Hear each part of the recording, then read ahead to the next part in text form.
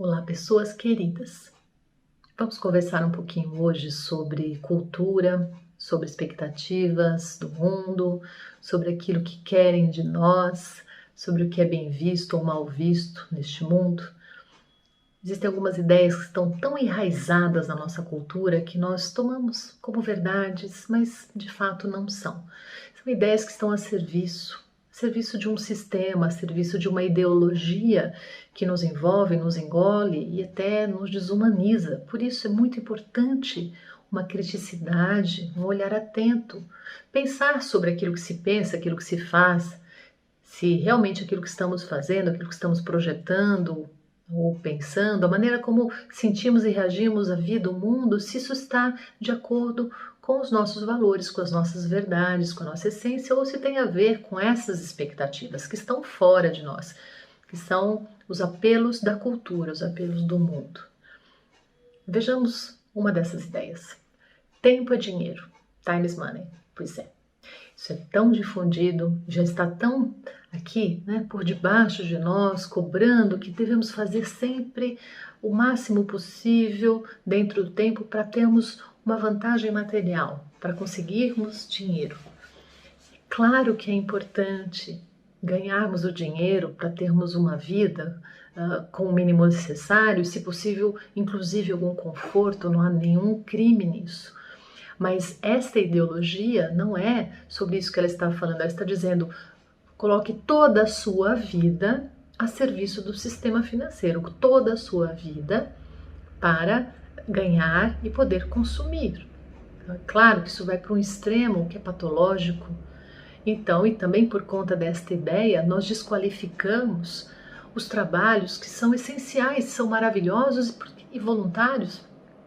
As pessoas que fazem trabalhos sociais sem nenhum retorno financeiro, as pessoas que estão nos seus lares, cuidando dos seus lares, educando os seus filhos, cuidando dos seus idosos, esses trabalhos não são valorizados de fato tanto quanto os outros, embora sejam, sim, essenciais.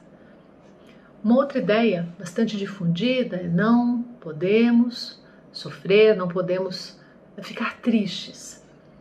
A questão não é nem não podemos ficar tristes, não podemos expressar a nossa tristeza no mundo, porque quando nós expressamos o nosso pesar, a nossa tristeza, nós incomodamos as pessoas em volta, no entorno.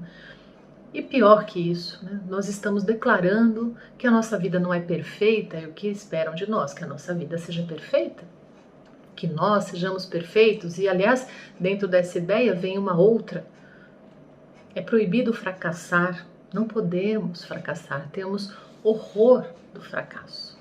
E bem por conta disso, muitas vezes insistimos em certas ideias, em certos projetos, por muito mais tempo do que o saudável, por medo de desistir e fracassar.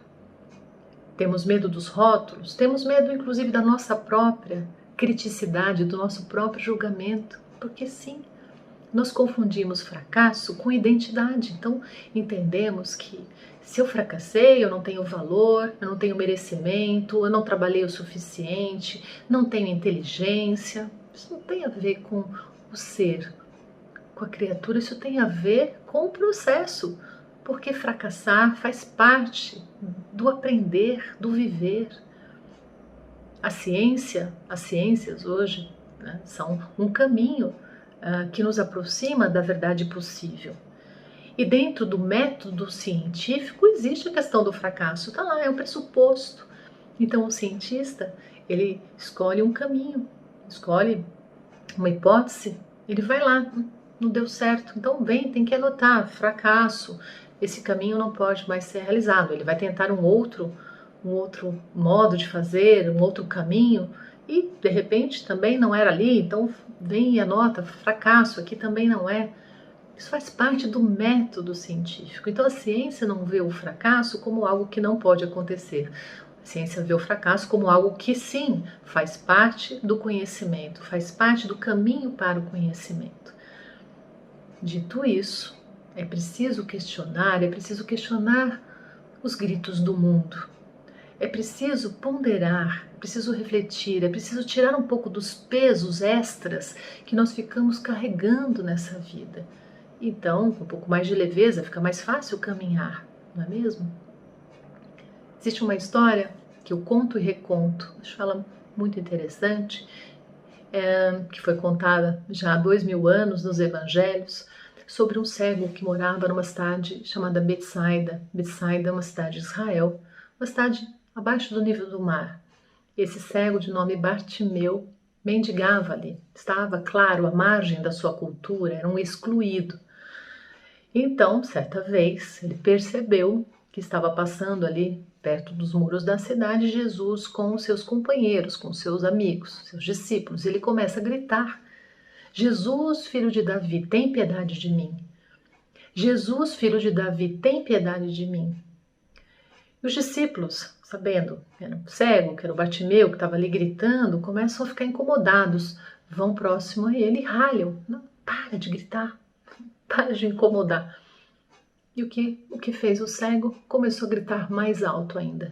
Jesus, filho de Davi, tem piedade de mim. Então Jesus parou os seus passos e comentou: vai buscá-lo, eu quero falar com ele. Então vão até Bartimeu e dizem: anime-se, ele quer falar com você. Rapidamente o cego se ergue, solta a sua capa e vai junto a Jesus, que lhe pergunta: o que você quer de mim? E o cego, sabendo muito bem o que queria, diz: que eu veja. E assim se fez. Jesus cura o cego, que então passa a segui-lo dali por diante. Estavam no caminho de Jerusalém. Olha o símbolo, né? Bartimeu estava com a capa, levanta, solta a capa, ele solta tudo aquilo que ele não precisa mais carregar. Ele não se curva aos gritos do mundo que pedem para ele se calar, ou melhor, que ordenam para ele se calar. Mas ele não se curva, ele sabia o que queria, estava firme no seu propósito, seguiu o chamado do próprio coração, entendeu que Jesus, sendo filho de Davi, ele estava dizendo nisso. Jesus então seria um discípulo, né? Na verdade um descendente da tribo de Davi, que poderia ser sim o Messias. Então, sentindo isso no coração, ele vai em busca da própria cura e encontra a recompensa de que foi merecedor até por conta da sua profunda fé. Que sejamos lúcidos como Bartimeu, que era cego só do corpo. Um abraço e até breve.